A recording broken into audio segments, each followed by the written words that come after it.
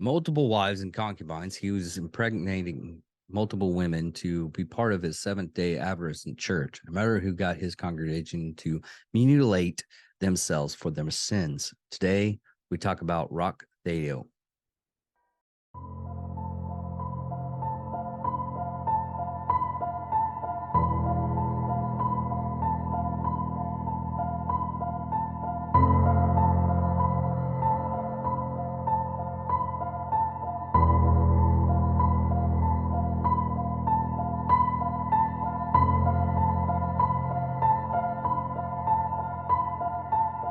Ladies and gentlemen of all ages, boys and girls, thank you for tuning in to yet another episode of Angry Meat Production.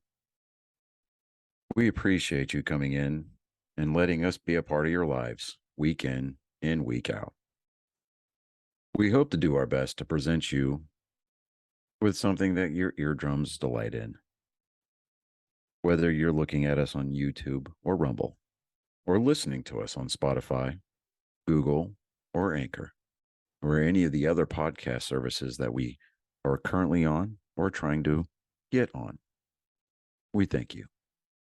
And if you don't mind, at the end of every episode, stop by, leave us a comment, leave us a like.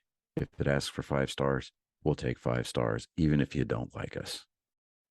5 stars are what it's all about. With that being said, we hope you enjoy our attempt to make our advocation our vocation. Ladies and gentlemen, let the games begin. Welcome, Angry Faithful. Today, we're going to talk about Roch Thériault, or Theo. It's a weird name, but it's also, I got this from Andrea of Failure Stop Night Shift podcast.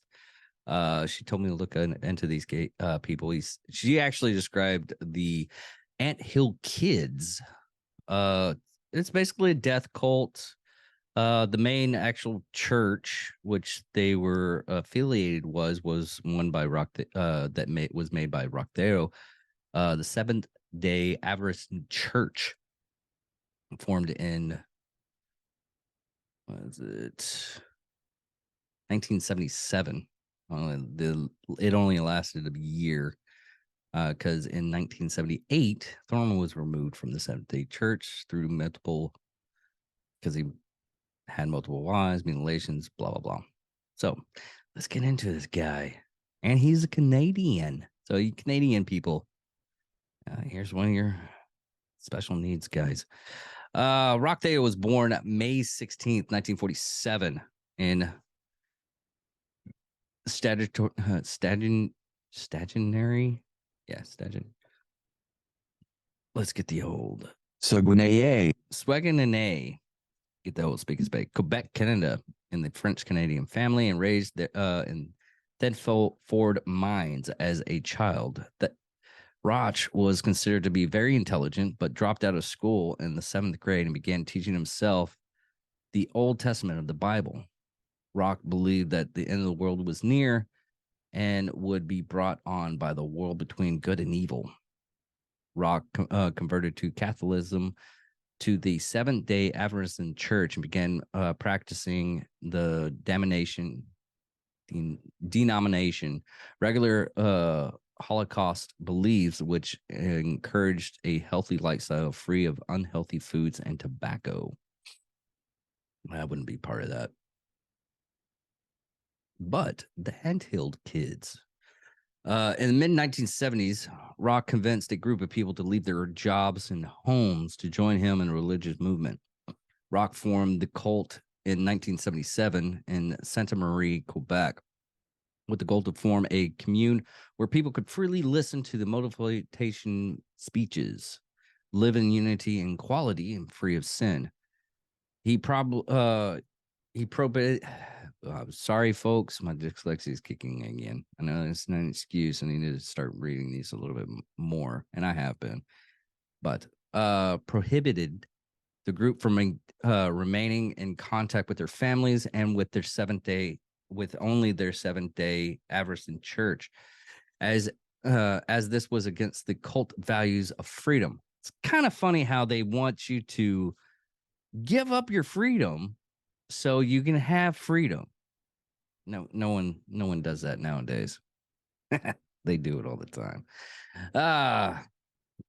Roch's fear of the end of the world grew and claimed that God was warning him that it would come in February 1979, and use commute to prepare for it. Now, saying that, it's kind of funny how the first episode I did on Angry Me production was Apocalypse Throughout the Years. And just recently, which is kind of funny, and she took it down. Guinness Thurbo, the climate change chick girl. I guess as a chick now because she's actually over. Yes, I'm very, very, very like that. But basically, she had to take down a tweet that was like 5 years ago that said that the whole world was it was like 2018, and she had to take it down because, oh no, we're all 5 more years, we're all gonna die. It's gonna be horrible if we don't change our ways. Guess what happened? Nothing. We didn't explode. We didn't die. Nothing happened. I just love all these things that people want to. It's so easy to convince people how the world is going to end and everything, and we need to prepare for it.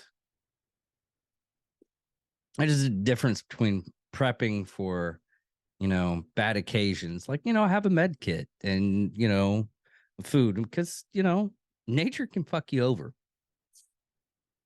And there's people in Alaska that carry, extra provisions in their vehicle and blankets, like in Alaska, because, you get snowed in. It's being intelligent because of the situations that you live in. And this is just my soapbox right now, because I do not like doomsday cults. Live your life to the extent to where you're good for everybody else, and look after your fellow man when he needs help. But for God fucking sakes, don't get everybody convinced that the world is fucking coming to end. This world has been around more than 65 million years. It's good.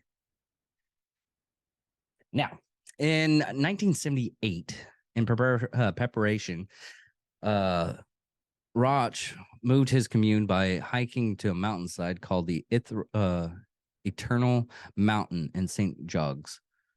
In a is that Jogs? Hold on, people. Dang it. Come on. Oh. Oh, do. Jogus. Jogus. Ah, that's weird. And surprisingly populated by Grapsy Peninsula, where he claimed they could all be saved.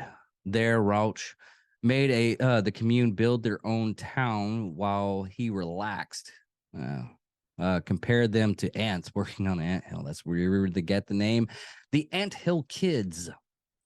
In February 1979, when the apocalypse did not occur, people started questioning Rauch's wisdom, but he defended himself, saying that that time on Earth and in God's world were not parallel. Making excuses, you sly dog. And therefore, it was a miscalculation on his part. I mean, things happen. We're only human. To explain the community as well, as he kept members devoted, Rauch married and impregnated all women, fathering over 20 children with 9 females members of the group. And by 1980, there was nearly 40 members. Followers were made to wear identical tunics to represent equality and their devotion to the community. In 1984, the group recloaded from Quebec to the new site in Burnt River, a hamlet in Central Ontario, now part of the city of Kawata Lakes. Now, the what started this whole thing?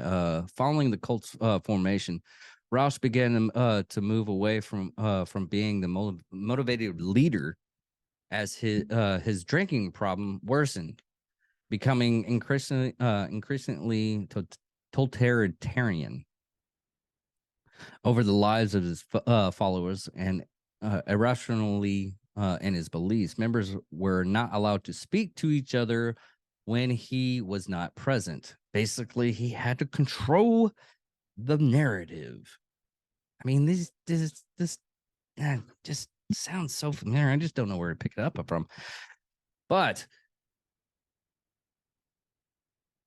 Rouch used his charisma to cover for his increasingly abusive and erratic behavior, and none of the other members questioned his judgment or openly blamed him for any physical or mental or emotional damage.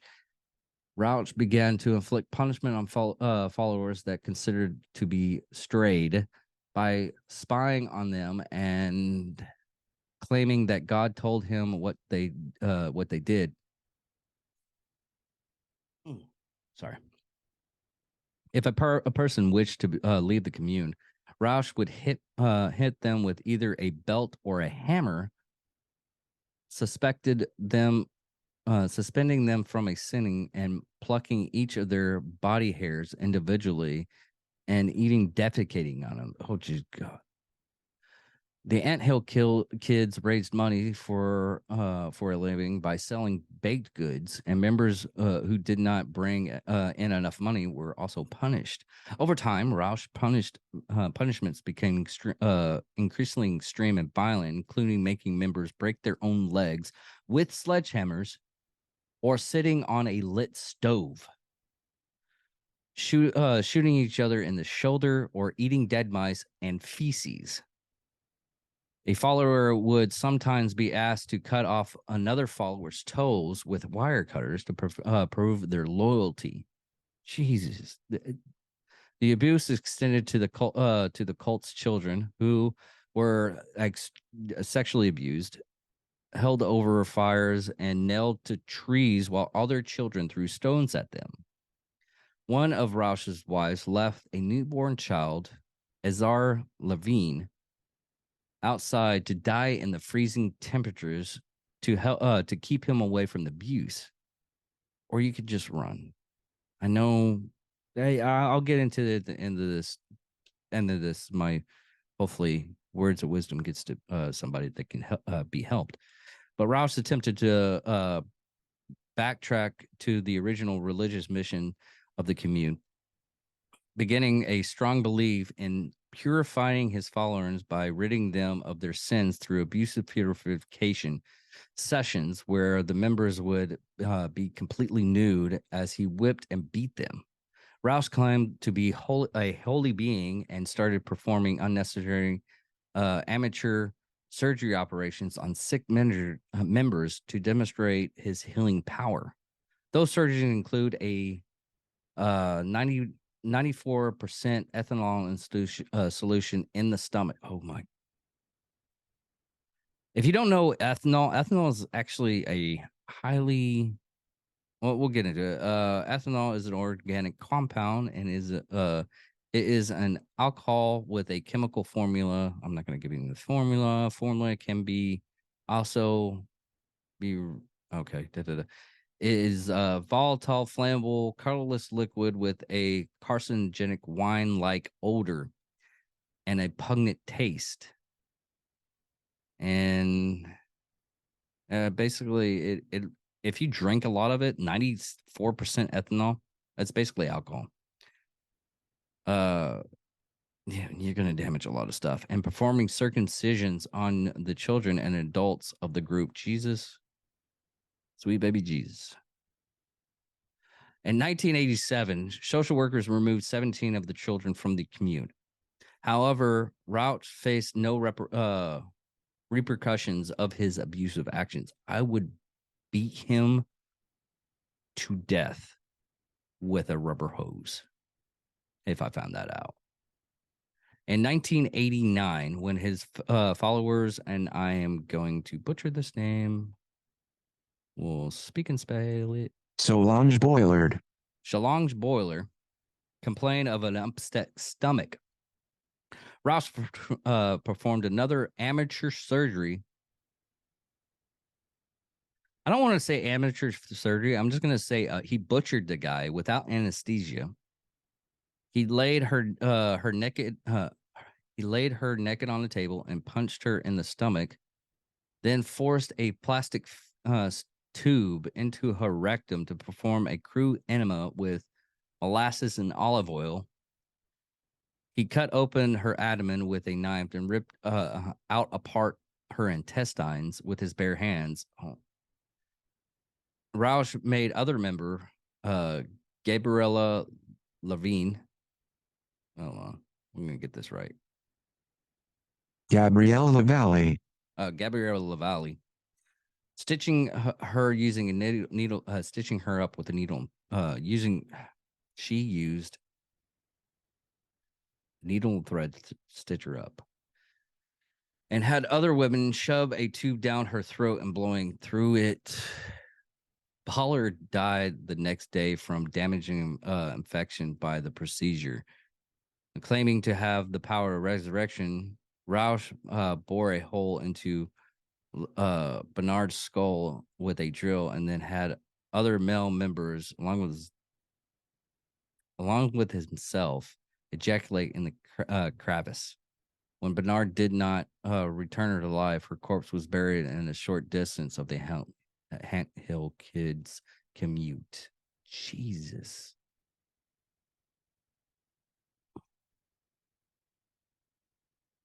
And we're going to do a speak and spell. Lavalle. Lavalle underwent harsh treatments at an Ontario commute during the late 1980s, suffering welding torch burns of her genitals, a hypodermic needle breaking off in her back, and 8 of her teeth being forcibly removed. Levine attempted to escape from the commune after Rausch cut off parts of her breast and smashed her head in with a blunt side of an axe. But upon her return, he removed one of her fingers with wire cutters, pinning her hand to a wooden table with a hunting knife, and then used a cleaver to amputate her arm. In 1989, Rausch was arrested for assault after Levine had fled the commune, again contacting authorities, effectively dissolving the Anthill Kids. The authorities had long held suspicions about Rausch's cult dues to the particularly primitive living conditions of its members. But because the commune was officially registered as a church, officials had no legality to investigate the adults, and could not do much except ensure the welfare of the children. Rouse was found guilty of assault and attempt amputation of Levine's arm and received a sentence of 12 years in prison. The vast majority of the cult followers abandoned Rouse after his arrest, but during his imprisonment, he fathered another 4 children with the remaining female members during conjugal visits. Levine's report allowed further guilt to second-degree murder for the death of Sergei Bernard, and was sentenced to life imprisonment. In 2000, Rouse was transferred to Dulcher Penitentiary, a minimum security prison in Dulcher, New Brunswick. In 2002, Rouse was rejected for parole as he was considered to be a high risk to reoffend, and was never allowed to apply again. In 2009, Rouse tried to sell his artwork to a US-based website, murderauction.com, which called itself a true crime auction house. I want to go look at that up. And it was what I'm not gonna lie, I'll put it in the description. I'll make sure I get that in the description. Which called itself a true crime auction house and was willing to sell some of Rausch's drawings and pottery. The Correctional Service Canada prevented Rausch's works leaving Dosher's Penitentiary and Stockwell Day. The Canadian Federal Public Safety Minister at the time wrote to the correctional services to express concern that the killer was benefiting from work in prison, which that happens. On February 26, 2011, at the age of 63, Rauch was found dead near his cell in Dorchester Penitentiary. His death was believed to be the result of a altercation with his cellmate, Matthew Gillard McDonald, a 60-year-old convict murderer from Port, Newfoundland, and laborer, who was charged with the killing. McDonald pleaded guilty with second-degree murder and was sentenced to life in prison, having already been serving a life sentence for a previous murder charge. McDonald had stabbed Rausch in the neck with a shiv, walked into the guard station, handed him the weapon, and proclaimed, "That piece of shit is down on the range. Here's the knife. I sliced him up." And that's pretty much it on this one. It is kind of a short one. There is, for as much as there was, I mean, he even tried to do homeopathic treatments on people to remedy their symptoms and everything, but he was just a vile piece of shit. And I've been doing these cult episodes and just the serial killers and everything. And with the cult stuff, I mean, you got a community of people that actually believe they're doing the right thing. And I mean, after the first one, the first like mutilation, they should have took a step back. But and cults, you're really not allowed to step back and review what's going on and what's happening in your lives. So that it's one of the ways that the cult leaders end up pretty much sorry, I'm trying to get rid of this out of the way. I keep on messing it up. But they pretty much control your everyday life. So you can't really think for yourself. Once you start thinking for yourself, you honestly think, wait a minute, maybe we shouldn't be doing this. And even nowadays, sometimes when you see a lot of stuff that's going on, and a lot of people are doing it now, especially with this administration, the constant lies, and people are going up. It's like, no, we have already read this. The real truth about all this stuff, and why are you trying to even lie?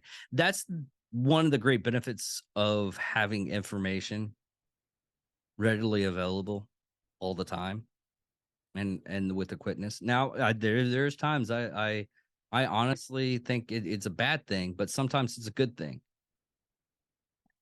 So sometimes you can step back, review what's going on with your life, and what's going and happening with your environment, which is, with the politics and everything like that. And I'm gonna not make it about politics, but it's kind of gonna be about politics.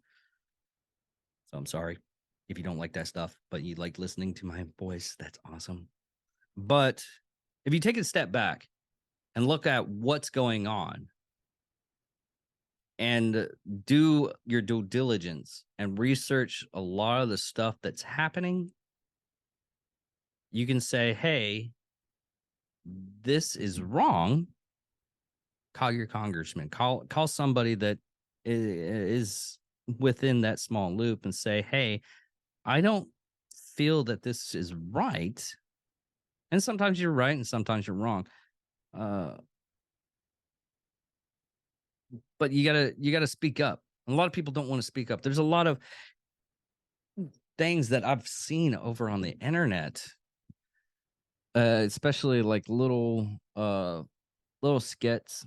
I call them skits, and they're not funny at times, but there's people out there that they'll just walk by like almost a kidnapping, and they've actually have like staged kidnappings, and the people actually just they stage the kidnapping, and people just walk on by, not even just like they see it. You can obviously see on the video they see it, and they just walk on by. Do something. Stand up for your fellow man. But other than that, thank you all for listening. Sorry I kept this short. I've been doing lots of stuff, and I've been trying to I went on vacation last week, went up to the TAC down in San Antonio, Texas, which was freaking hilariously fun time I had. Met up with some people from Black Rifle, which was fun. A lot of the people that actually came on my show benefited from that, and thank you all. Tansy, Andrea, and BC Sanders, Disruptor Podcast, and Failure Stop Podcast.